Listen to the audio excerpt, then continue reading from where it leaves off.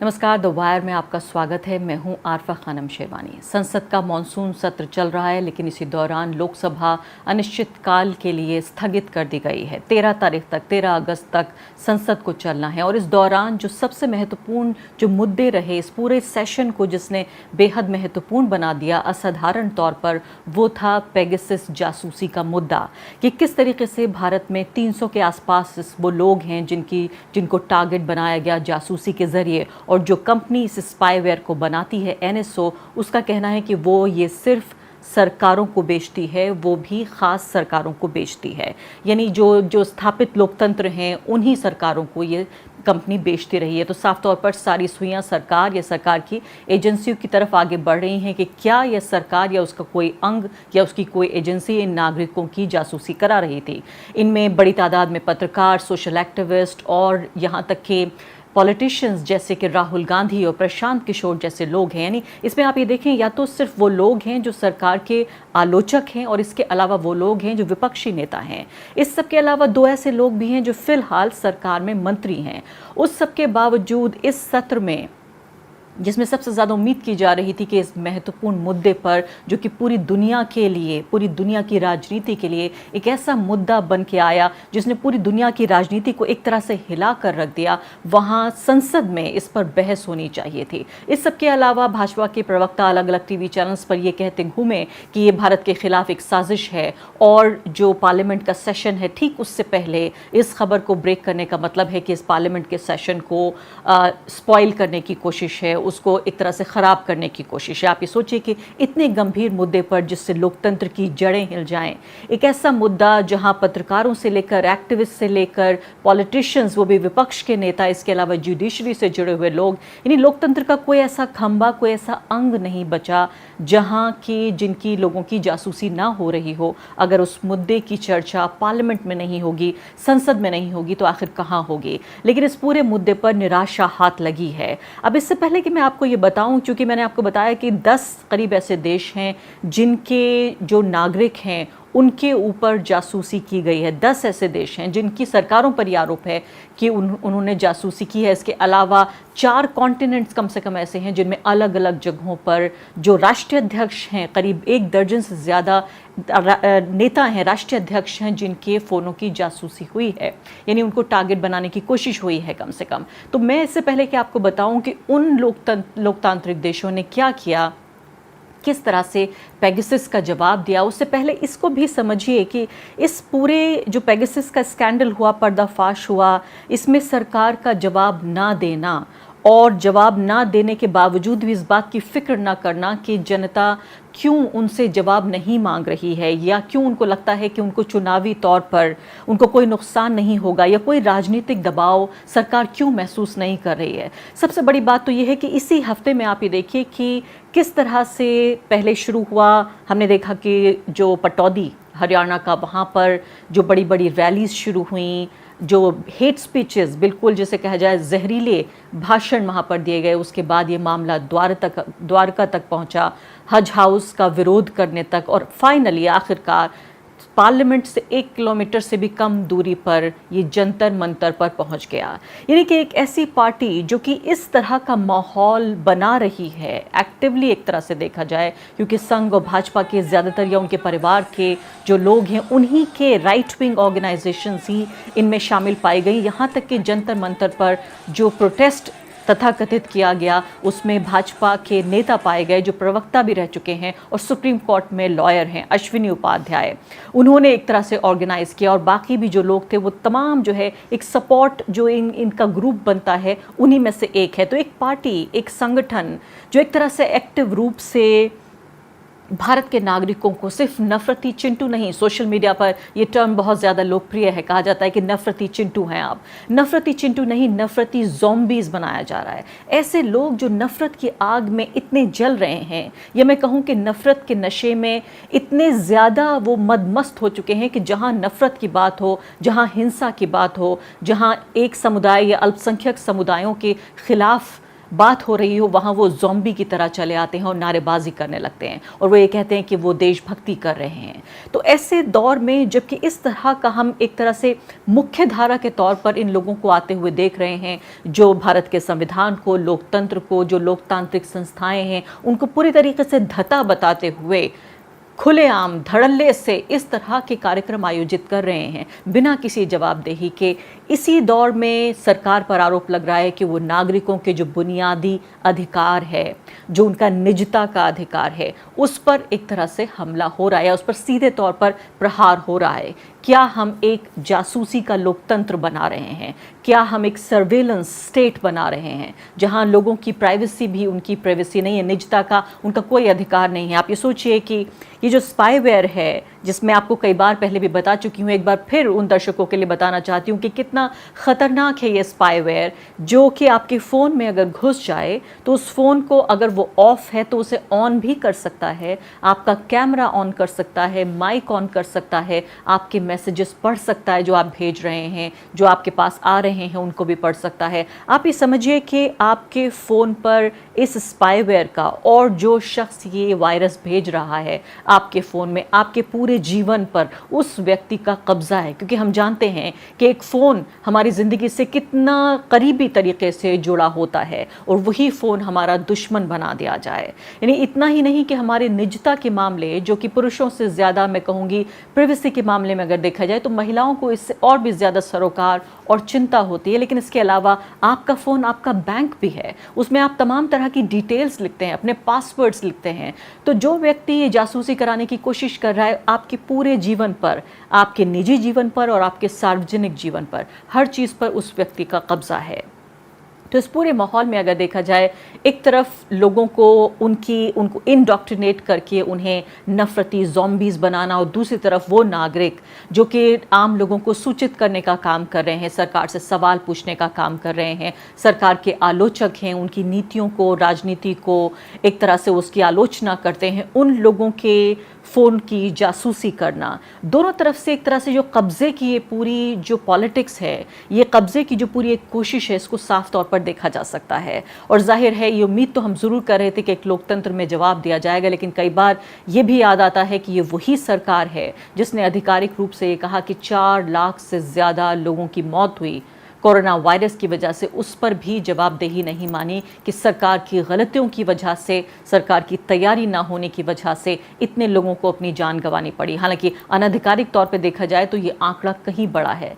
तो जब इतनी बड़ी मौतों पर भी ये सरकार जवाबदेही नहीं दे रही है, तो जासूसी के मामले पर शायद वाकई बेमानी ही था कि इस तरह की उम्मीद की जाए। लेकिन एक उम्मीद ज़रूर है, वो ये कि मामला अभी सुप्रीम कोर्ट में है। किस तरह से इस पूरे मामले को हम बनता बिगड़ता देख रहे हैं, और ख़ासकर मैं आपको ये भी महत्वपूर्ण बात याद दिलाना चाहती हूँ फ्रांस के मामले में, खासकर कि जो अलग अलग देशों की संस्थाएं हैं, जो अलग अलग देशों की सरकारें हैं, वो कैसे रिएक्ट कर रही हैं। भारत की सरकार ने कहा, इसको सनसनीखेज बताया और ये कहा कि ये भारतीय लोकतंत्र जो है कहीं ना कहीं उसको बदनाम करने की कोशिश है, और भारत के जो वेल स्टैब्लिश्ड इंस्टीट्यूशंस हैं, जो संस्थाएं हैं भारत की लोकतांत्रिक संस्थाएं, उनको बदनाम करने की कोशिश है। और ये बहुत ही सनसनीखेज ये पर्दाफाश है जिसको किया गया है। ये संसद में बाकायदा कहा, भारत सरकार के मंत्री ने, इलेक्ट्रॉनिक्स और इंफॉर्मेशन टेक्नोलॉजी मिनिस्टर ने बाकायदा पार्लियामेंट में इस बात को कहा।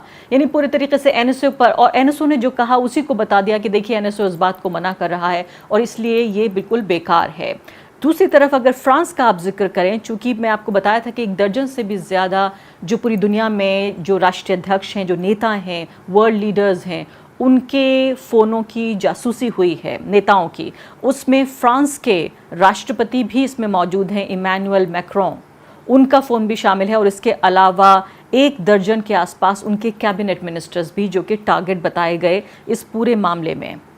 और ये बताया गया कि मोरक्कन कोई क्लाइंट है, अनआइडेंटिफाइड, अज्ञात एक क्लाइंट है मोरक्को का, जो ये सब कुछ कराने की कोशिश कर रहा है स्पाईवेयर के ज़रिए, एनएसओ के ज़रिए। अब फिर क्या किया फ्रांस की सरकार ने? फ्रांस की सरकार ने सबसे पहले तो इस पर जांच बिठा दी। दूसरी बार उन्होंने इजराइल के प्रधानमंत्री को, उन्होंने इस पर ख़त लिखा, उन्होंने फ़ोन किया इजराइल के प्रधानमंत्री को और उनसे जवाबदेही मांगी। इजराइल के प्रधानमंत्री ने न सिर्फ कि उनकी बात का जवाब दिया और इन्वेस्टिगेशन बिठाया, बल्कि उन्होंने अपने रक्षा मंत्री को बाकायदा पेरिस भेजा, यह आश्वासन दिलाने के लिए फ्रांस की सरकार को कि वो इस पर कदम उठा रहे हैं। और बाकायदा हमने खबरें छपी हुई देखी कि कैसे रेड किया गया एनएसओ के ऑफिस में। क्योंकि आपको मैं ये भी याद दिलाना चाहती हूँ, हालांकि बेहद तकनीकी मामला है, लेकिन समझना इसको बारीकी से बहुत ज़रूरी है कि ये एनएसओ जो ये स्पाईवेयर बेचता है पेगासस नाम का, इसको वहाँ की डिफेंस मिनिस्ट्री के, यानी इजराइल की डिफेंस मिनिस्ट्री के अप्रूवल के बगैर इसको नहीं बेचा जा सकता। तो आप ये सोचिए कि पूरी जवाबदेही कहीं ना कहीं इजराइल की बन जाती है इस पूरे मामले पर। खुद इन्वेस्टिगेशन बिठाने के अलावा जो फ्रांस की सरकार ने किया, उन्होंने वहाँ की जो नेशनल साइबर सिक्योरिटी एजेंसी थी ANNSI, उस पर जांच बिठाई और 3 पत्रकार कम से कम ऐसे पाए गए जिनमें ये सुनिश्चित तौर पे कहा जा सका कि उनके फ़ोन की जासूसी हुई है। सिर्फ हमला नहीं हुआ बल्कि जासूसी हुई, इसको सुनिश्चित तौर पे कहा जा सका। तो एक तरफ आप ये देखिए कि फ्रांस का ये बिहेवियर रहा, इजराइल का ये बिहेवियर रहा, हंगरी ने भी इस पर जांच बिठाई है, इसके अलावा यूनाइटेड स्टेट्स ऑफ अमेरिका ने इस पर चिंता जाहिर की है, लेकिन भारत में इसका जवाब सिर्फ ये था कि ये भारत को बदनाम करने की एक कोशिश है। और इस खास मुद्दे पर चर्चा के लिए हमारे साथ द वायर के फाउंडिंग एडिटर MK वेणु मौजूद हैं। और इत्तेफाक से उनका भी फ़ोन न सिर्फ कि जो पर्सन्स ऑफ इंटरेस्ट हैं, यानी कि सिर्फ उस पर टारगेट किया गया, बल्कि बाकायदा ये पाया गया और ये सुनिश्चित तौर पे कहा जा सकता है कि उनके फ़ोन की स्नूपिंग हुई या जासूसी हुई। और जो भी कोई सरकारी एजेंसी ये देखना चाहती थी कि MK वेणु क्या कर रहे हैं, एक पत्रकार के तौर पर, संपादक के तौर पर, वो सब कुछ जान रही थी। और यहाँ तक कि जुलाई के महीने तक भी खबर यह है कि उनके फ़ोन की जासूसी हो रही थी। वेणु, सबसे पहले मुझे बताइए कि अब पार्लियामेंट का सेशन तो ख़त्म ही हो गया, अनिश्चित काल के लिए स्थगित हो गया है, 13 तारीख तक के लिए था लेकिन अभी स्थगित हो गया है। इस महत्वपूर्ण सेशन में जो सबसे बड़े मुद्दों में से एक रहा वो पेगासस था, लेकिन कभी उस पर बहस नहीं हो पाई। सरकार की तरफ से कोई भी एक तसल्ली बख्श जवाब हमें नहीं मिल पाया। तो अरफा जी, ये तो मुझे इस सरकार से, अगर सच्ची बात कहूं तो मुझे इस सरकार से कोई एक्सपेक्टेशन नहीं थी, क्योंकि शुरू से जितने भी बड़े बड़े डेमोक्रेसीज हैं दुनिया में, ये पहली बात तो ये है कि मैं शुरू से ये बोलता हूँ ना कि ये एक ग्लोबल मुद्दा है और ये ग्लोबल डेमोक्रेसीज के लिए एक बहुत चिंताजनक बात है। और एक ग्लोबल डेमोक्रेसीज, ह्यूमन राइट्स और प्राइवेसी, इंडिविजुअल प्राइवेसी को लेके ये प्रेशर इजराइल और इजरायली कंपनी पे लाया गया। ये फ्रांस की सरकार ने उनको लिखा, उनके जो प्रेसिडेंट ने, और फ्रांस ने इंक्वायरी भी करी और इंडिपेंडेंट इंक्वायरी फ्रांस ने करी सरकार ने, और ये पता लगाया उसी लिस्ट के कुछ लोगों जो पत्रकार थे उनके फोन में पेगासस का इन्फेक्शन था। तो ये तो और सरकारें कर रही है, मोरक्को आप लीजिए, हंगरी लीजिए, यूएस ने भी चिंता जताई और लिखा है इजराइल को। और इतना प्रेशर इजरायली सरकार पे आया जो इस पेगासस को एक्सपोर्ट करने का लाइसेंस देती है। अरफा, उस कंपनी को लाइसेंस लेना पड़ता है बाकायदा, एनएसओ जो कंपनी का नाम है, ये पेगासस सर्विसेज जो और सरकारों को ऑफर करती है उसके लिए, और सरकारों के इंटेलिजेंस डिपार्टमेंट्स को।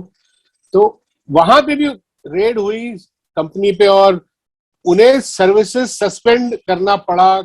उन्होंने स्टेटमेंट दिया बाकायदा कि वो जब तक ये तहकीकात पूरी ना हो जाए कि ये इसका किस तरह ह्यूमन राइट्स और किस तरह प्राइवेसी का उल्लंघन हुआ है पूरे दुनिया में, तो तब तक ये सर्विसेज सस्पेंड उन्होंने किया।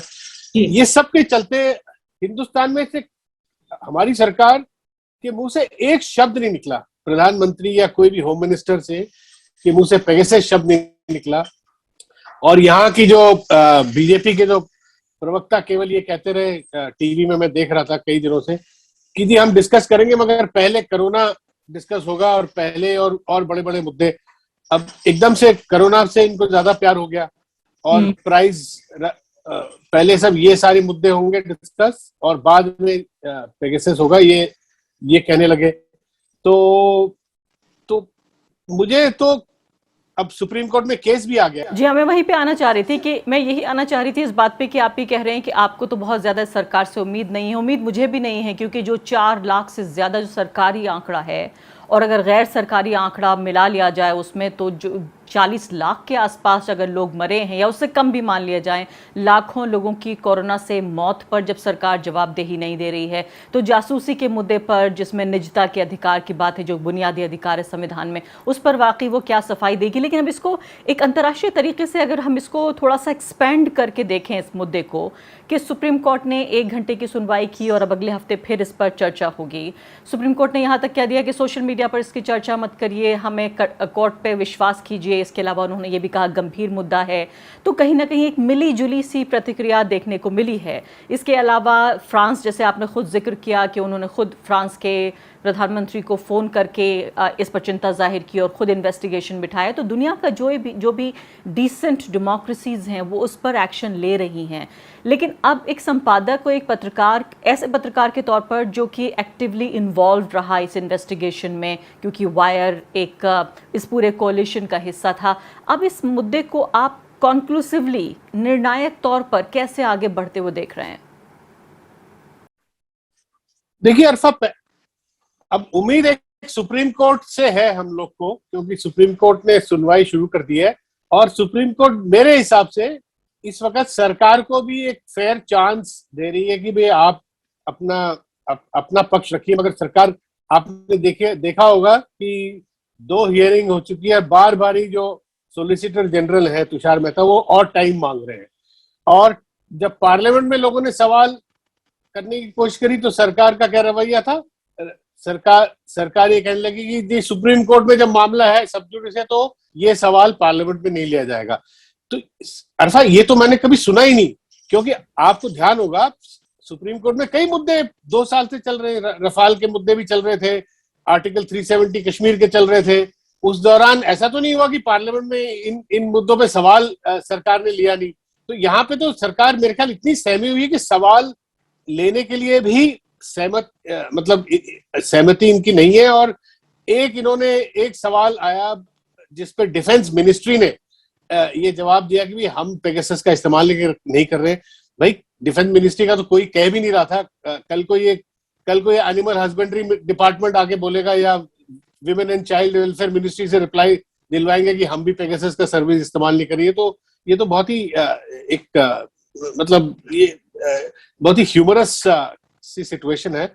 असली जवाबदेही prime minister office, home ministry, इन लोगों से और बड़े बड़े जो अफसर हैं इंटेलिजेंस ब्यूरो के, रॉ के, जिनके अंदर ये मिनिस्ट्रीज, इनकी जो देखरेख के अंदर, जिन मिनिस्ट्रीज के देखरेख में ये आती हैं, उनसे जवाबदेही चाहिए। तो ना प्रधानमंत्री से कोई स्टेटमेंट आया, ना अमित शाह जी से कोई स्टेटमेंट आया अभी तक। तो सुप्रीम कोर्ट से अरफा मुझे उम्मीद है। और अब इससे आगे और क्या उम्मीद, किससे और उम्मीद रखें, आप बताइए। और ये शायद ये हो सकता है कि पेरिस में एक ग्लोबल केस भी चल रहा है जो रिपोर्टर्स sans फ्रंटियर्स, जिसमें मैं और सिद्धार्थ वरदराजन और सुशांत सिंह, हम भी उसमें पार्टी है। वहां से अगर कुछ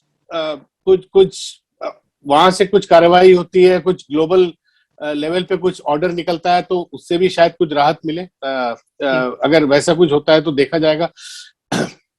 जी हाँ, बहुत बहुत शुक्रिया आपका वेनु। और जाहिर है पत्रकारों का काम सरकारों को सूचित करना है, जनता को सूचित करना है, सरकारों से जवाबदेही मांगना है। वो हम कर रहे हैं एक पत्रकार के तौर पर, इतना ही किया जा सकता है। लोकतंत्र के एक अंग के तौर पर इंतज़ार हम करेंगे और बेहद उम्मीद हम करते हैं सुप्रीम कोर्ट से कि कोई निर्णायक इस मामले पर भूमिका निभाएगा सुप्रीम कोर्ट, और भारत के नागरिकों को उनके जो हित हैं और जो उनके अधिकार हैं उनकी रक्षा ज़रूर करेगा। बहुत बहुत शुक्रिया वेनु आपका। धन्यवाद। द वायर के और वीडियोस देखने के लिए सब्सक्राइब करें और बेल आइकन पर क्लिक करें। स्वतंत्र पत्रकारिता की आर्थिक मदद करने के लिए डिस्क्रिप्शन में दिए गए लिंक पर जाएं और अपनी राशि चुनें।